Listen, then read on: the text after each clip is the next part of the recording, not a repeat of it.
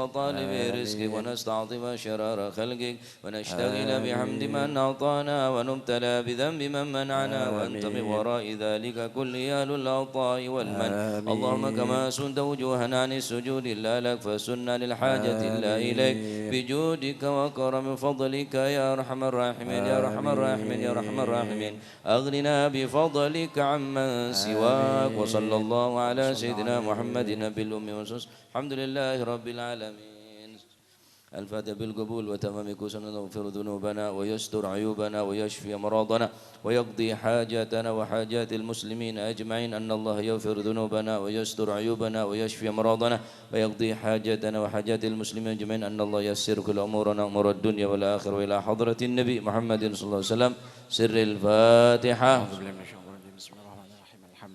العالمين الرحمن الرحيم مالك يوم الدين إياك نعبد وإياك نستعين اهدنا الصراط المستقيم صراط الذين أنعمت عليهم غير المغضوب عليهم ولا الضالين آمين. يا ربي صل على محمد شرف بدر في الكون أشرف. يا ربي صل على محمد يا ربي صل عليه وسلم. يا ربي صل على محمد أكرم داع يدعو إلى الحق. يا ربي صل على محمد يا ربي صل عليه وسلم. يا ربي صل على محمد المصطفى الصادق المصدق. يا ربي صل على محمد يا ربي صل عليه وسلم. يا ربي صل على محمد على الورى منطقا وأسدا. يا ربي صل على محمد يا ربي صل عليه وسلم. يا ربي صل على محمد أفضل من بالتقى تحقا.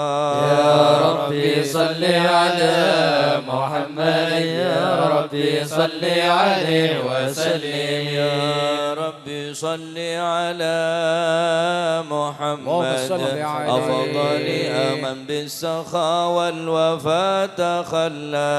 يا ربي صل على محمد يا ربي صل عليه وسلم. يا ربي صل على محمد وجمع من الشمل ما تفرق. يا ربي صل على محمد يا ربي صل عليه وسلم. يا ربي صل على محمد وصله وسهل ما قد تعود. يا ربي صل على محمد يا ربي صل عليه وسلم. يا ربي صل على محمد وافتح من الخير كله لك. يا ربي صل على يا ربي صل على محمد ومن بحبل النبي توثى. يا ربي صل على محمد يا ربي صل عليه وسلم. محمد يا ربي صل عليه وسلم. يا ربي صل على محمد يا ربي صل عليه وسلم. اللهم صل وسلم وبارك عليه. أعوذ بالله من الشيطان الرجيم. بسم الله الرحمن الرحيم. إنا فتحنا لك فتحا مبينا. صلى الله عليه. الله ما تقدم من ذنبك وما تأخر ويتم نعمته عليك ويهديك صراطا مستقيما. صلى الله عليه. نصرك الله نصرا عزيزا. صلى الله لقد عليه. جاءكم رسول من أنفسكم عزيز عليه ما عنتم حريص عليكم بالمؤمنين رؤوف رحيم فإن تولوا فقل حسبي الله حسبي الله لا إله إلا هو عليه توكلت وهو رب العرش العظيم إن الله وملائكته يصلون على النبي يا أيها الذين آمنوا صلوا عليه وسلموا تسليما اللهم صل وسلم وبارك عليه السلام عليك زين الأنبياء السلام عليك السلام عليك زين الأنبياء السلام عليك السلام عليك أتقى الأتقياء السلام عليك السلام عليك زين الأنبياء السلام عليك السلام عليك أصفى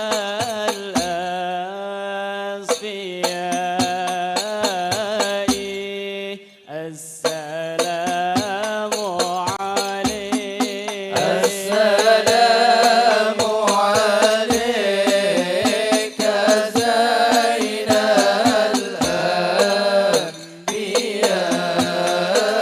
الأنبياء السلام عليك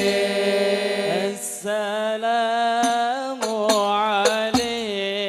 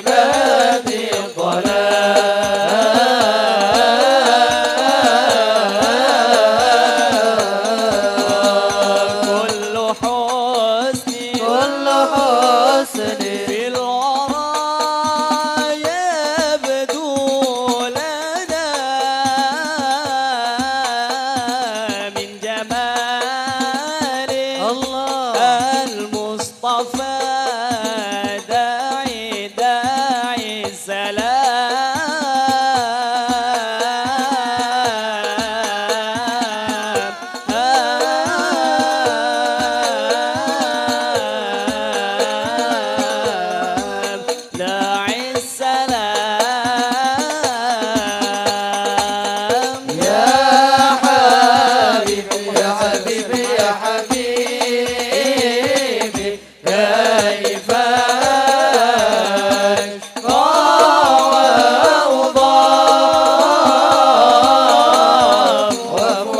وفؤادي قد بدت بدي الظلام.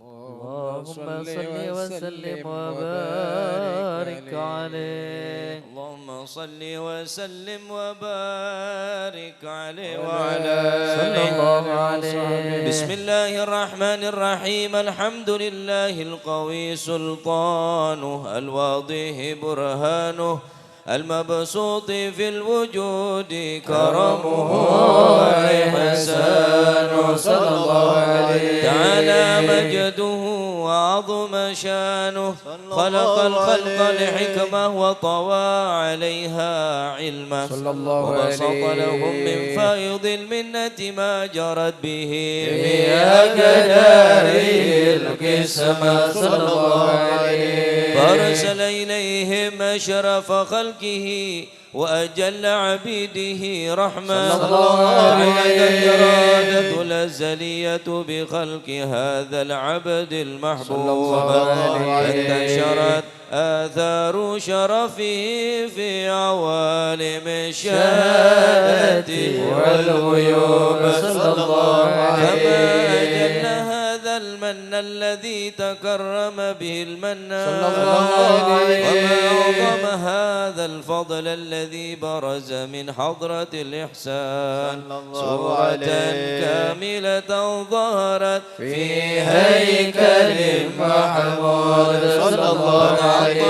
بوجودها كناف الوجود، وطرزت برد العوالم بطراز التكريم. اللهم صل وسلم أشرف الصلاة وتسليم على سيدنا ونبينا محمد الرؤوف الرحيم. اللهم صل وسلم وبارك عليه. وسلم وبارك عليه وعلى آله. تجلى الحق في عالم قدسه الواسع، تجلى القضاء بانتشار فضله في القريب والشاسع. صلى الله عليه. فله الحمد الذي لا تنحصر أفراده بتعداد، عليه. ولا يمل تكراره بكثرة ترداد، حيث أبرز من عالم الإمكان صورة هذا الإنسان ليتشرف بوجود ثقلان وتنتشر أسراره في الأكوان. فما من سر اتصل به قلب منيب إلا من سوابغ فضل الله على هذا الحبيب. يا لقلب سروره قد توالى بحبيب عمن لنا ما نوالا. من شرف الوجود بنور غمر الكون بهجته وجمالا. صلى الله عليه. ترقى في الحسن على مقام وتناهى في مجده وتعالى. وحوته العيون فيما اجتلته بشرا كاملا يزيح الضلال. وهو من فوق علم ما قد رأت رفعة في شؤونه وكمالا. فسبحان الذي يبرز من حضرة الامتنان ما يعجز عن وصفه اللسان، ويحار في تعقل معانيه الجنان. صلى الله عليه. انتشر منه في عالم البطون والظهور، صلى الله عليه. ملأ الوجود الخلق ينور. فتبارك الله من من إله كريم بشرتنا آياته في الذكر الحكيم ببشارة لقد جاءكم رسول من أنفسكم عزيز عليه ما عنتم حريص عليكم بالمؤمنين رؤوف رحيم فمن فاجأت هذه البشارة وتلقاها بقلب سليم فقد هدي إلى صراط مستقيم اللهم صل وسلم أشرف الصلاة وتسليم على سيدنا ونبينا محمد الرؤوف الرحيم اللهم صل وسلم وبارك عليه اللهم صل وسلم وبارك عليه صلى الله عليه واشهد ان لا اله الا الله وحده لا شريك له شهادة ترمي اللسان عما تضمنه الجنان من التصديق بها والإذعان صلى الله عليه من الإيمان قواعد صلى الله عليه من سر ذلك الإذعان والتصديق شواهد صلى الله عليه سيدنا محمد اللهم صل عليه في قوله وفعله صلى الله عليه لله ما أمره بتبليغ لخلقه من فرده ونفله صلى الله عليه أرسله الله للعالمين بشيرا ونذيرا صلى الله عليه بلغ الرسالة وأدى الأمانة صلى الله عليه محمد بشرا كثيرا صلى الله وكان في عليه ظلمة المستبصرين سراجا وقمرا منيرا صلى الله عليه فما أعظمها من منة تكرم الله بها على البشر اللهم صل وسلم عليه من نعمة إن تصر سرها في البحر والبر اللهم صل وسلم بعجل الصلوات وجمعها وأزكى التحيات ووسعها على هذا العبد الذي وفى بحق العبودية صلى الله وبرز عليه فيها في خلة الكمال صلى الله وقام عليه بالربوبية في مواتن الخدمة لله وأقبل عليه غاية الإقبال صلى الله عليه روح المصلي عليه به صلى الله فينبث في عليه قلب نور سر تعلقه به وهبه صلى الله وينقى بها عليه بعناية الله في حزبه وعلى آله وصحبه الذين ارتقوا صهوة المجد بقربه صلى الله عليه الأصل بوده وهبه ما أقر الأكوان بنشر ذكراهم نسيم اللهم صل وسلم أشرف الصلاة وتسليم على سيدنا ونبينا محمد الرؤوف الرحيم اللهم صل وسلم وبارك عليه وعلى آله اللهم صل وسلم وبارك عليه أما بعد فلما تعلقت إرادة الله بالعلم القديم وذول أسرار التخصيص للبشر الكريم بالتقديم والتكريم صلى الله عليه نفذت القدرة الباهرة بالنعمة الواسعة والمنة الغامرة خلقت بيضة التصوير في العالم الممتلك الكبير عن جمال مشهود بالعين حاول لوصف الكمال الممتلك والحسن التام والزين صلى الله عليه وتنقل ذلك الجمال الميمون في الأشرام الكريمة والبطون فما من شرب ضم إلا وتمت عليه عليه من الله النعمة صلى الله عليه. وهو القمر التام الذي يتنقل في بروجه صلى الله ليتشرف في عليه. موضع استقراره وموضع صلى خروجه. الله عليه. وقد قضت الأقدار الأزلية بمن قضت وأظهرت من سر هذا النور ما أظهرت وخصصت به من خصص صلى الله عليه. وكان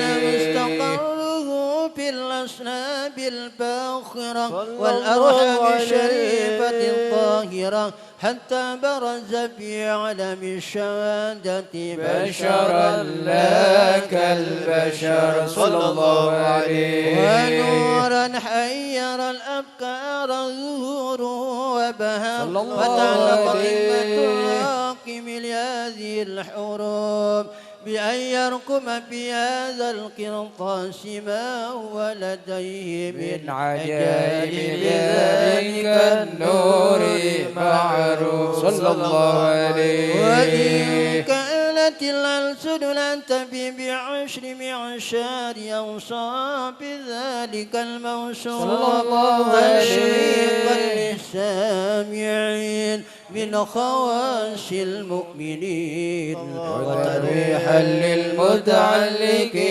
بهذا النور المبين صلى الله عليه. وإلا فأن لا تعرب الأقلام عن شؤون خير الأنام ولكن أنني لا تذوي لما حفظه من أشرف المخلوقين صلى الله وما عليه. أكرمه الله به في مولده من الفضل الذي عم العالمين صلى الله عليه. وبقيت رايته في القول منشورة على مر الأيام والشهور والسنين صلى الله عليه. التعلق بهذه الحضرة الكريمة ولا عج التشوق إلى سمع يوصى فيها العظيمة ولعل الله ينفع به المتكلم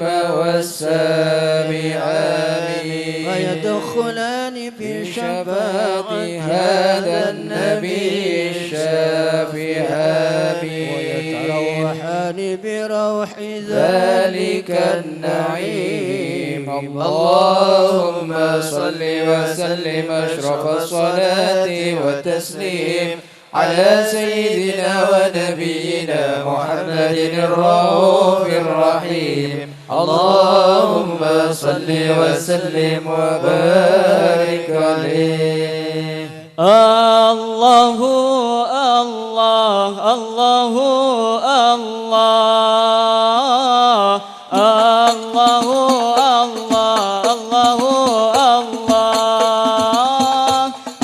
الله الله الله ربي فاجعلنا من الأخيار.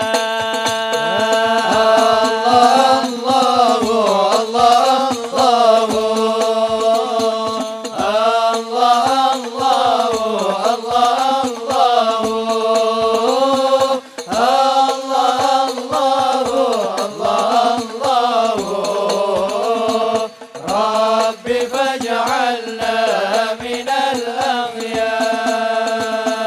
سألت الله بارينا يبلغنا أمانينا ويذهب مننا الأقدار. ربي فاجعلنا من الأخيار.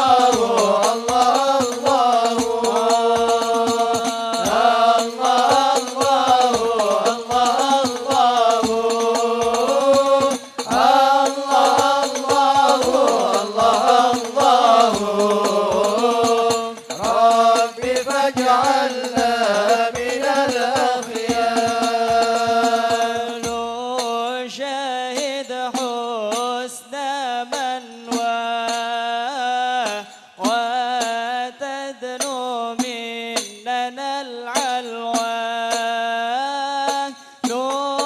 نشاهدها بهذه الدار ربي فاجعلنا من الأخيار الله الله الله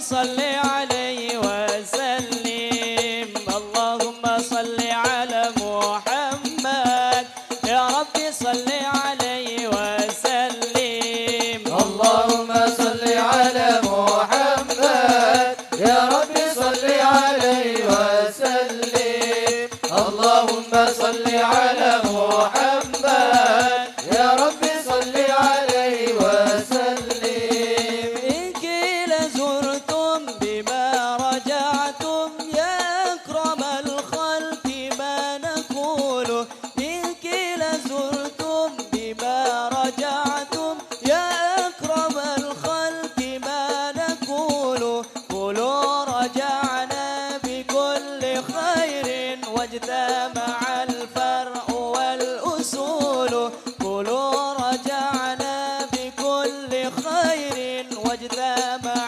الفرع والأصول اللهم صل على محمد يا رب صل عليه وسلم اللهم صل على محمد يا رب صل عليه وسلم لولاك يا زينة الوجود ما طاب عيشي ولا وجودي لولاك يا زينة الوجود ما طاب عيشي ولا وجودي ولا ترنمت في صلاتي ولا ركوعي ولا سجودي ولا ترنمت في صلاتي ولا ركوعي ولا سجودي اللهم صل على محمد يا رب صل عليه وسلم اللهم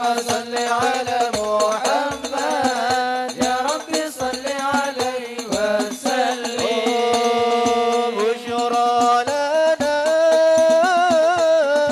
لله المنى زاد العنا وفى الهنا والتمر أنجز وعده والبشر أضحم علنا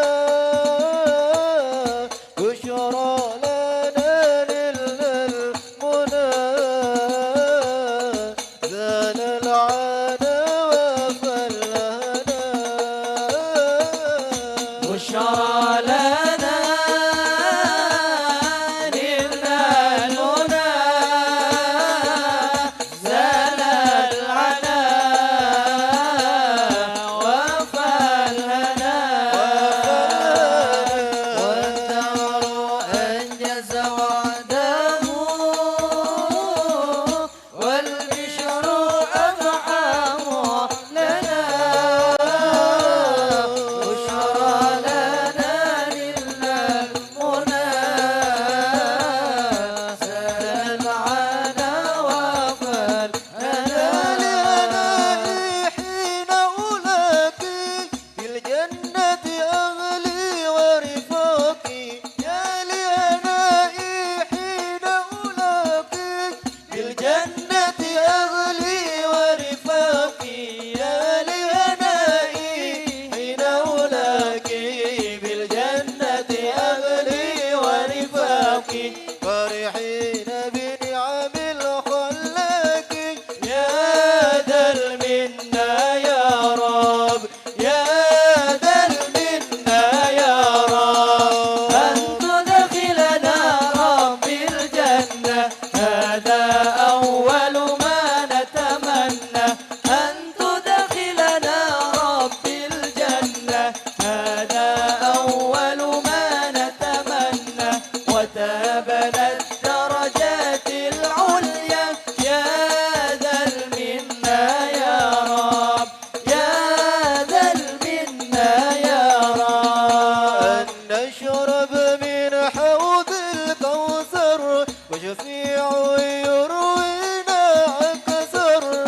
فشرب من حوض الكوثر وشفيع يروينا أكثر أن ننظر للنور الأبهر أن ننظر للنور الأبهر يا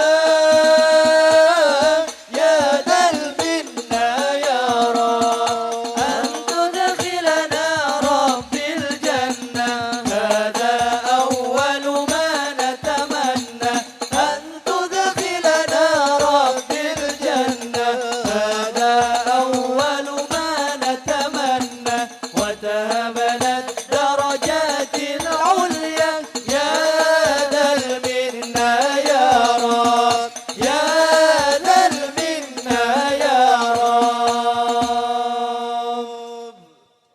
اللهم صل وسلم وبارك اللهم صل وسلم وبارك عليه وعلى آله وقد آن للقلم أن يخط ما حركته فيه الأنامل بما استفاده الفهم من صفات هذا العبد المحبوب الكامل صلى الله عليه وشمائله التي هي أسهل الشمائل صلى الله عليه وعزنا أن نثبت ما بلغ إلينا في شأن هذا الحبيب من أخبار وآثار صلى الله عليه ليتشرف بكتابة القلم والقرطاس وتنزه في حدائق الأسماع والأبصار وقد بلغنا في الأحاديث المشهورة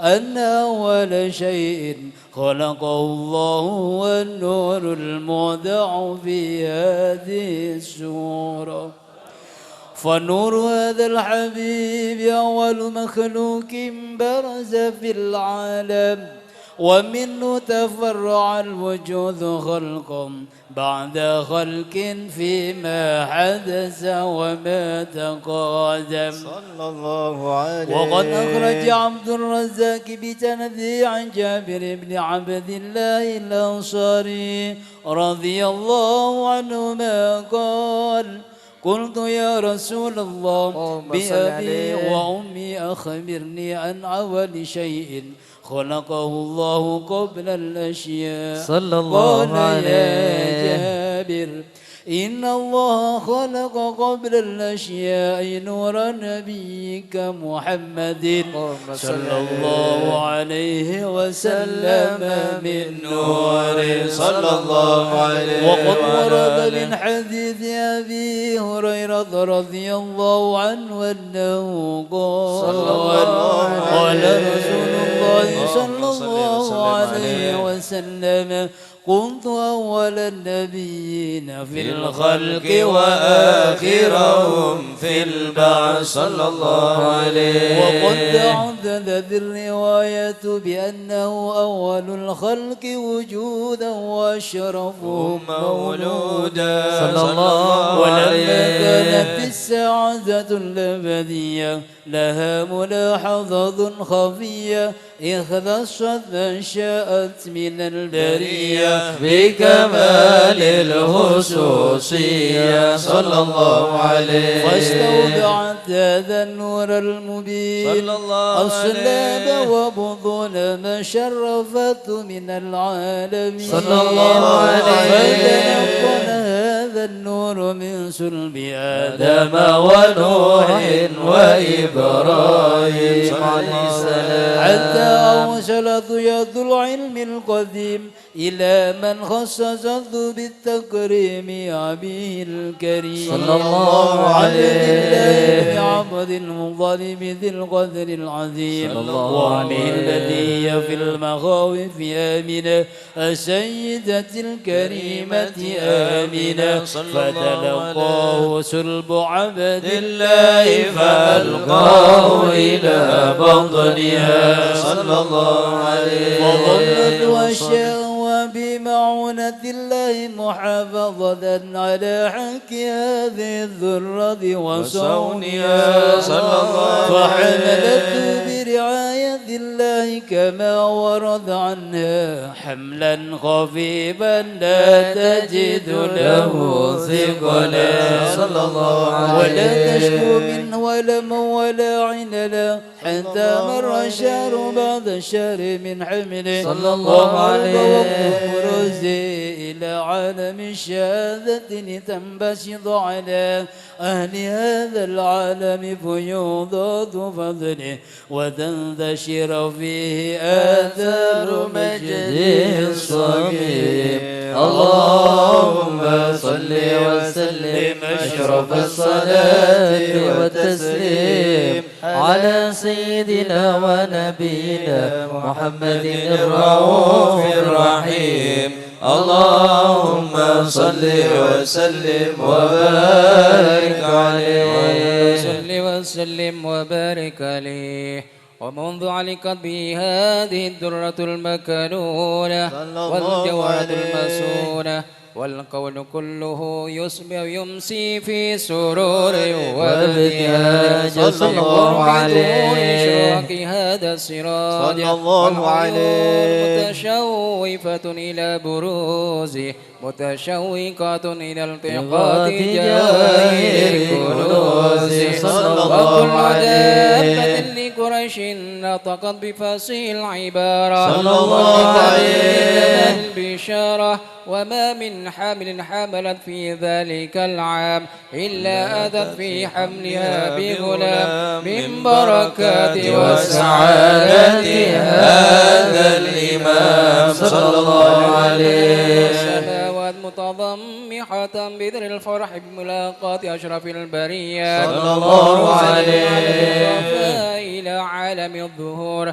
بعد تنكله في البطون والظهور صلى الله عليه بهجة التكريم وبسط في العالم الكبير مائدة التشريف والتعظيم ببروز هذا البشر الكريم. اللهم صل وسلم أشرف الصلاة والتسليم على سيدنا ونبينا محمد الرؤوف الرحيم.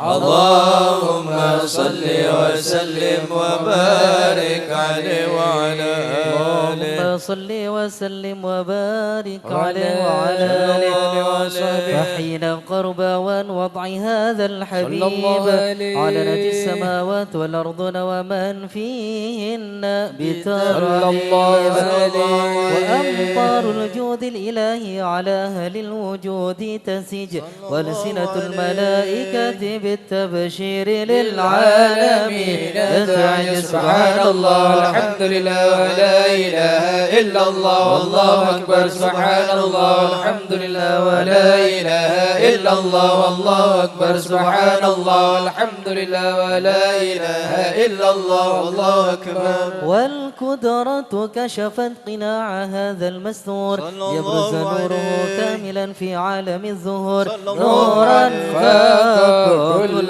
نور صلى الله عليه. وفد الحق حكمه على من أتم الله عليه النعمة أمة يحضر عند وضعه أمة تنيسا لجنابها المسعود ومشاركة لها في هذا السباق الممدود صلى الله عليه. وحضرت بتوفيق الله السيدة مريم والسيدة آسيا ومعهما من الحور العين من قسم الله له من الشرف بالقسمة الوافية فتى الوقت الذي رتب الله على حضوره وجود هذا المولود صلى الله عليه. فلقى سبح الكمال من النور عن عمود وبرز الحميد المحمود مذعنا لله بالتعظيم والسجود صلى الله على محمد صلى الله عليه وسلم على محمد صلى الله عليه وسلم. اللهم صل على محمد مولانا محمد. أشرق الكون ابتهاجا بوجود المصطفى أحمد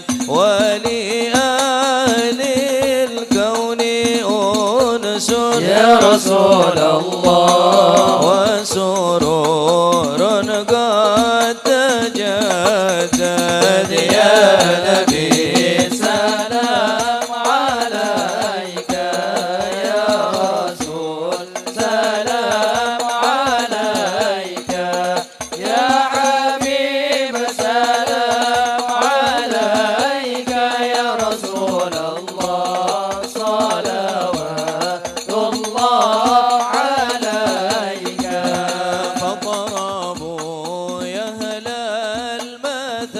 المثاني فهزار اليمن غرت واستضيئوا بجمال يا رسول الله في الحسن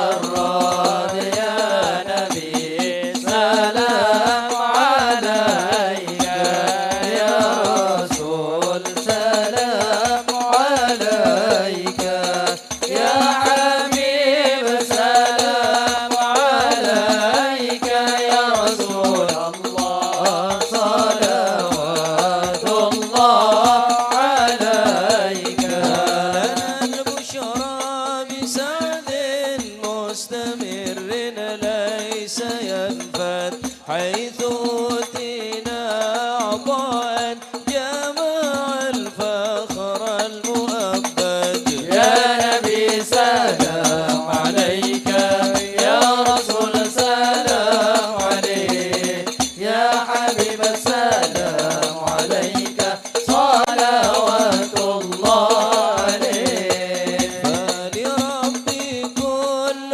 حمد جل يحصره العد إذا حبانا بوجود مصطفى الهادي محمد يا نبي سلام عليك يا رسول سلام عليك يا حبيب سلام عليك صلوات الله عليك صل على محمد رسول الله أهلا مرحبا بك إن بك نسعد مرحبا مرحبا يا نور العين مرحبا مرحبا جد الحسين مرحبا وبجاهه يا إلهي مرحبا جود وبلغ كل مقصد مرحبا مرحبا يا نور العين مرحبا مرحبا جد الحسين واهدنا نهج سبيلي مرحبا مرحبا كي به نسعد ونرشد مرحبا مرحبا مرحبا يا نور العين مرحبا مرحبا مرحبا جد الحسين الله مرحبا مرحبا ربي بلغنا بجاه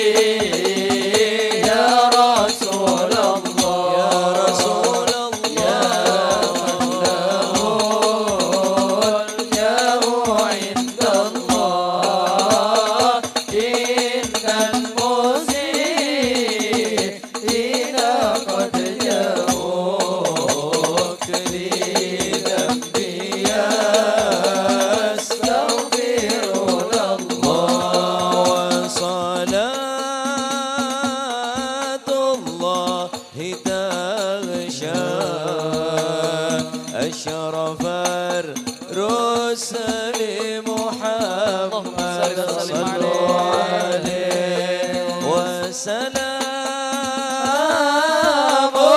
مستمر كل حين يتجدد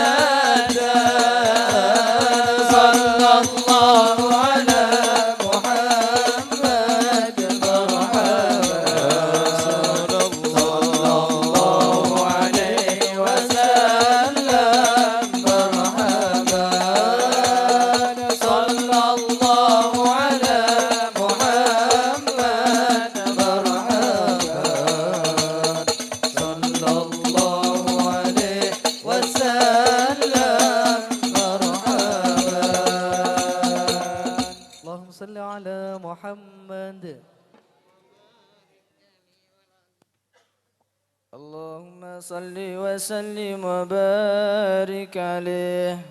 وحين برز صلى الله عليه وسلم من بطن أمه برز رافعا طرفه إلى السماء صلى الله وقيل بذلك عليه رفع إلى أن له شرفا على مجده والسلام صلى الله عليه. مولد سيد الكونين من الشهور شهر ربيع الأول يوم من الأيام يوم الاثنين صلى الله عليه. وقبره بالحرمين. وقد ورد أنه صلى الله عليه وسلم ولد مختونا مكحولا مقطوع السرى صلى الله وعلى ذلك عليه. لشرف عند الله أيدي القدرة صلى الله وما عليه. مع بروزه إلى هذا العالم دار من العجائب ما يدل على أنه أشرف المخلوقين وأفضل الحبايب صلى الله عليه. وقد ورد عن عبد الرحمن بن عوف عن أم الشفاء رضي الله عنهما قالت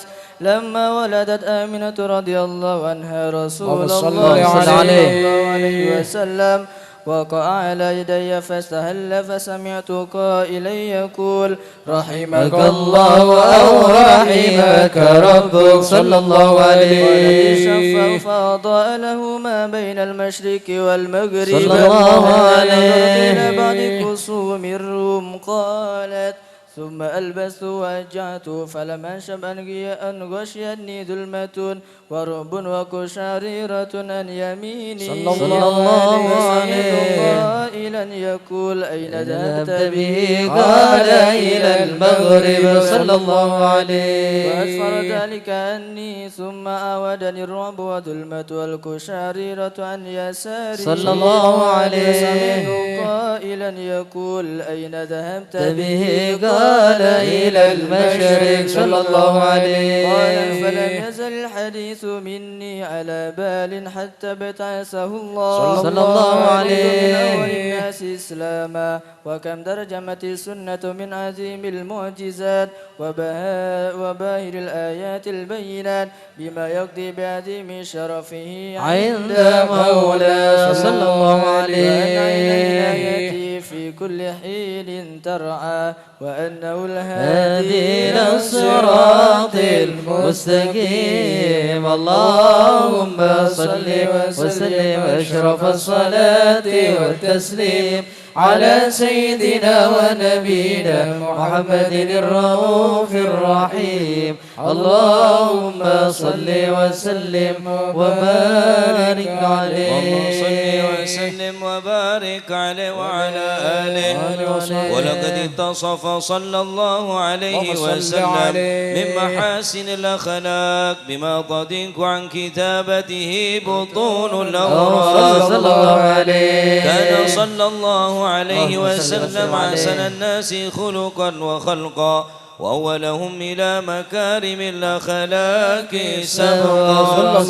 وأوسعهم بالمؤمنين حلما ورفقا برا رؤوفا لا يقول ولا يفعل إلا معروفا. صلى الله عليه. الخلق السهل واللفظ المعتوي على المعنى الجزل إذا دعاه المسكين أجابه إجابة معجلة صلى الله عليه والأب الشفيق الرحيم باليتيم والأرملة ولو مع سنة أخلاق الهيبة القوية التي ترتعد منها فرائس الأكوياء من البرية صلى الله عليه وبنصر طيب تعطرت الطرق والمنازل وبعرف ذكره تطيبت المجالس والمحافل صلى الله عليه وسلم جامع الصفات الكمالية صلى الله والمنفرد عليه في الخلق والخلق بأشرف خصوصية صلى الله فما من عليه خلق في البرية محمود إلا وهو متلقى عن زين